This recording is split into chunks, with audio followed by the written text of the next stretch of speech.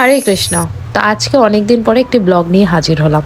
আজকের ব্লগটি রয়েছে, ফার্স্টেই দেখে নিয়েছো, নৃসিংহ চতুর্দশী উপলক্ষে।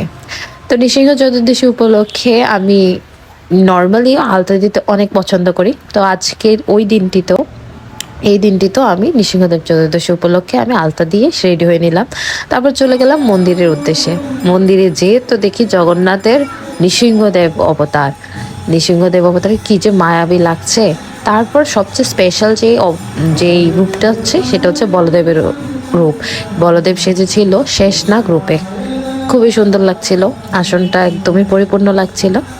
তারপরে অংশগ্রহণ করি নৃসিংহ যজ্ঞতে। নৃসিংহদেবের যজ্ঞ একটি খুবই বিশেষ একটি পার্ট নৃসিংহদেবের অর্চনাতে। নৃসিংহদেবের এই যজ্ঞের মাধ্যমে আমরা ভগবানের নিকটে প্রার্থনা করি যাতে সর্ববেধি বিনাশ করা হয়, বিশ্ব শান্তি বজায় থাকে, সকল বাধা বিপত্তি যাতে অতিক্রম করে আমরা এই পৃথিবীতে ধরাধামে বেঁচে থাকতে পারি, আমরা যাতে লড়াই করে চলতে পারি, যত আসরিক গুণাবলী আছে তা থেকে যাতে আমরা মুক্ত হতে পারি। তো নৃসিংহদেবের যজ্ঞ অনুষ্ঠান চলছে, সকল ভক্তরা আহুতি দেওয়ার মাধ্যমে এই প্রার্থনা করছে যাতে সর্ববেধি বিনাশ করে, সর্ব আসরিক গুণ থেকে আমরা রক্ষা পাই।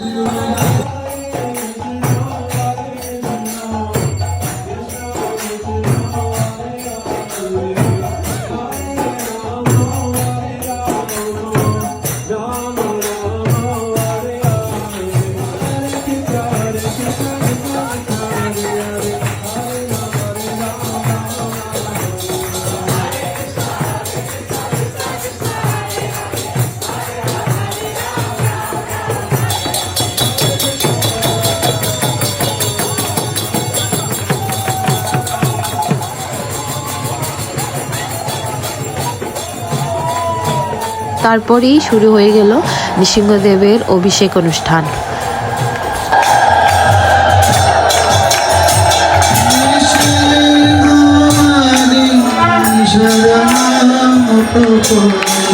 শাস্ত্রে বর্ণনা আছে যে অভিষেক না করে শুধু দর্শন করার মাধ্যমে সেম ফল আপনি প্রাপ্ত হতে পারেন। তো আমি বিশেষত কোনো দিনও আমার মনে হয় না আমি যোগ্য যে ভগবানের অভিষেক করার মতো আমার যোগ্যতা রয়েছে। তার জন্য আমি গুরু মহারাজ, আমার ছিল জয়প্রতাপ স্বামী গুরু মহারাজ ব্যতীত আমি আর অন্য কাউকে, মানে ভগবানকে স্পেশালি অভিষেক করাই না। আমি দর্শন করতে আমি স্বাচ্ছন্দ্য বোধ করি, কারণ আমার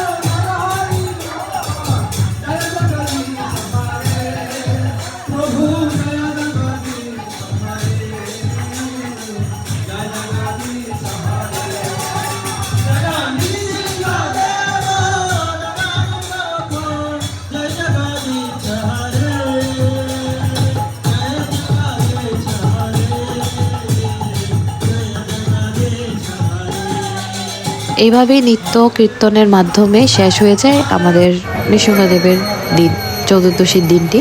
তারপর বাসায় এসে মায়াপুর নৃসিংহদেবের স্বর্ণবেশ দর্শন করলাম, আর অজস্র প্রসাদের দর্শন করলাম। দেখি লোভ লেগে যাচ্ছে।